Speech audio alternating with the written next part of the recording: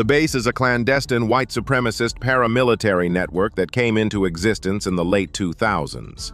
Its very name, the base, is an English translation of Al-Qaeda, signaling both its inspiration from insurgent models and its attempt to portray itself as the militant spearhead of a global white supremacist movement. From the beginning, its founder and early organizers were explicit about their aim, not merely to talk about racial supremacy online, but to build a structure that would act. This differentiated the base from older, more public-facing extremist organizations, which often limited themselves to rallies, political advocacy, or propaganda. Instead, the base emphasized secrecy, militant preparation, and the deliberate cultivation of cells designed to survive law enforcement crackdowns and to endure long enough to play a role in what adherents believed would be an inevitable social collapse. The group was founded primarily in the United States, but quickly displayed transnational ambitions. Recruitment posters, digital flyers, and anonymous outreach circulated across encrypted messaging platforms, drawing in sympathizers from Canada, Europe, and elsewhere. Its founder, who operated from abroad, sought to position the base as a network that could connect disillusioned individuals globally while avoiding detection. By exploiting digital anonymity, encrypted channels, and the allure of forbidden brotherhood, the base carved out a place for itself in the broader landscape of post-2015 accelerationist movements.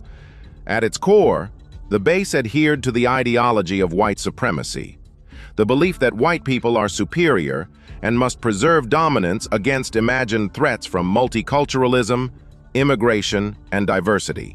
However, it fused these old tropes with the modern extremist concept of accelerationism. Accelerist thought, in this context, holds that current societies are decaying and must be pushed through chaos, violence, and destabilization toward collapse. Once collapse occurs, adherents believe a new ethno-nationalist state could rise from the ashes. For the base, accelerationism was not a fringe add-on, but the central framework. Members argued that conventional politics was hopeless, that elections or peaceful persuasion would never create the racial future they wanted. Instead, they emphasized that only breakdown, conflict, and violence could achieve it. Training camps, survivalist exercises, and propaganda all revolved around preparing for this fantasized collapse. Leaked chats show members encouraging each other to think of themselves as pioneers of a coming race war, drawing heavily on apocalyptic imagery and militaristic language. The group also borrowed from existing conspiracy theories. It adopted anti-Semitic tropes portraying Jews as orchestrators of multiculturalism, migrants as invaders, and governments as traitorous regimes oppressing white populations. This ideological stew was not new, but the base distinguished itself by presenting these ideas through a militant lens.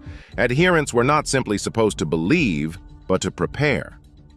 Unlike traditional far-right organizations, which often revolve around charismatic leaders and large gatherings, the base operated as a cell-based clandestine network. Its structure resembled an insurgent model: small, semi-autonomous groups that shared an ideology but maintained enough independence to limit damage if one cell was infiltrated. The leadership, however, still attempted to maintain central influence. The founder and senior figures used encrypted platforms to coordinate messaging, recruit selectively, and establish criteria for trust. Prospective members were often vetted through online interviews or loyalty tests, after which they might be invited to join encrypted chat rooms or even physical meetups. Within these circles, the group cultivated a sense of military professionalism. Members referred to each other in coded ways, discussed survival strategies, and occasionally adopted uniforms or insignia to create the impression of an organized militia. Camps, often in rural or wooded locations, were used as settings for training sessions. These gatherings served multiple purposes: reinforcing loyalty, teaching basic paramilitary skills, and creating a shared experience that distinguished insiders from outsiders. Still, it is important to stress that the group's operational capabilities often fell short of its rhetoric.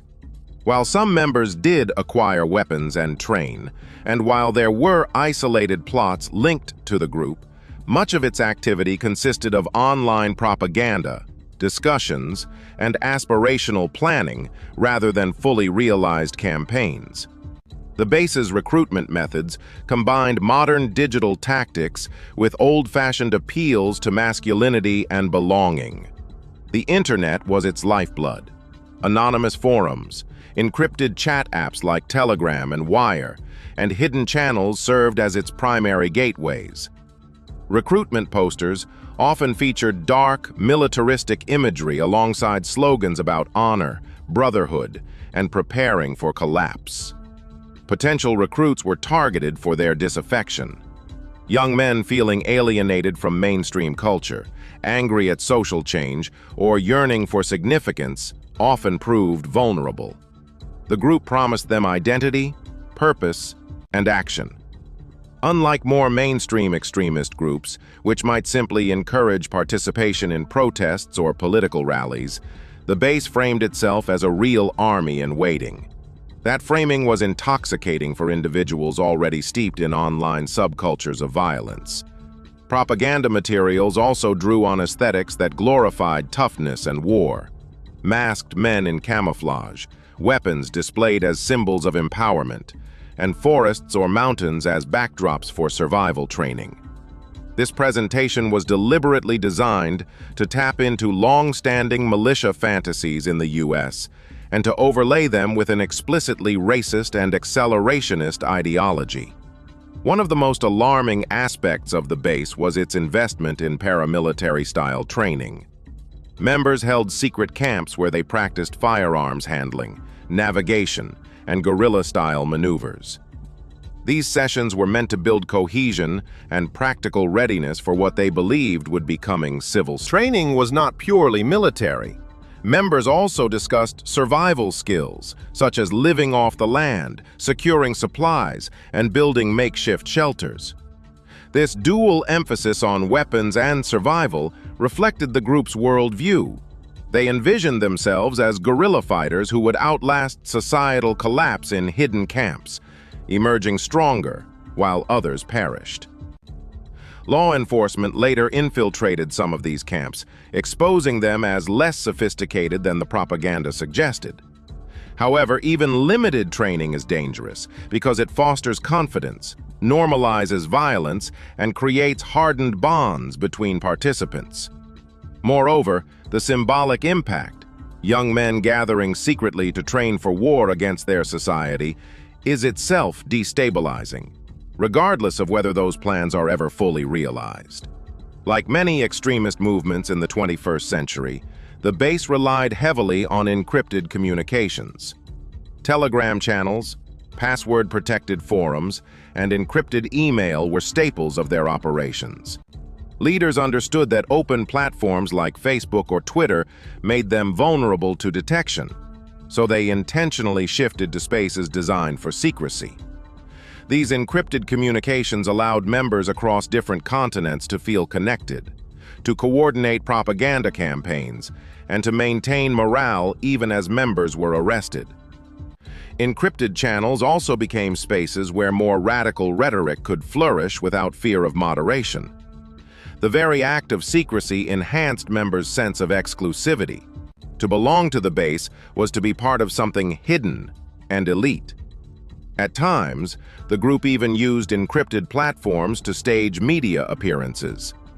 Videos were produced and distributed, showing masked men speaking about their goals, giving the impression of a highly organized underground army. While law enforcement later revealed these productions were often staged with a small handful of individuals, the propaganda impact was significant. From 2019 onward, the base drew intense scrutiny from law enforcement agencies in the United States, Canada, and Europe.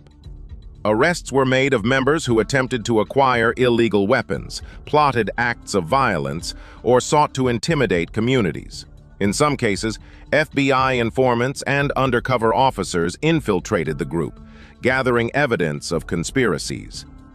Raids uncovered weapons caches, training manuals, and plans for compounds. Several members were convicted on firearms charges, conspiracy to commit murder, and related offenses. These prosecutions revealed the fragility of the base's operational security. Despite their obsession with encryption and secrecy, the group was infiltrated multiple times. Arrests and publicity damaged morale, forcing leaders to retreat or rebrand. Yet they also showed the seriousness of the threat. This was not merely online posturing, but a network where some individuals were willing to take dangerous steps toward violence. Although the base originated in the US, its ambitions were transnational. Recruitment extended to Canada, the UK, and even Australia. Propaganda was circulated in multiple languages. Leaders promoted the idea of white brotherhood across borders, portraying the base as part of a global resistance against multicultural societies. This international reach created additional challenges for law enforcement. Encrypted communication meant that a member in Canada could coordinate with someone in Europe, complicating jurisdictional responses. It also allowed propaganda to spread more widely. A camp in the US could inspire sympathizers abroad, even if they never met in person. Several governments responded by formally designating the base as a terrorist or extremist organization, thereby criminalizing membership and support. These designations reflected recognition that the group's ideology and actions were not isolated, but part of a global extremist threat. The presence of the base has had deep psychological and social consequences for targeted communities. Minority groups and activists have reported harassment, doxing, and threats. Communities near alleged training camps expressed fear about armed extremists gathering secretly in their midst. Even when plots were disrupted, the knowledge that such a network exists fueled anxiety and mistrust. The base also contributed to the normalization of violent extremist rhetoric online. Its propaganda circulated far beyond its own membership, seeping into broader extremist subcultures.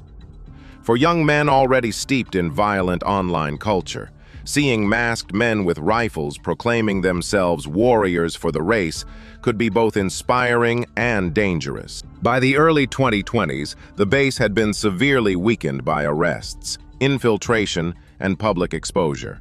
Its leadership scattered, its members faced prosecution, and its name became tarnished. Yet analysts warn that the model pioneered by the base, cell-based organization, encrypted communication, paramilitary training, and accelerationist ideology, remains highly influential. New groups can and have emerged adopting similar strategies, often with different names. The lessons of the base are therefore crucial for counter-extremism efforts.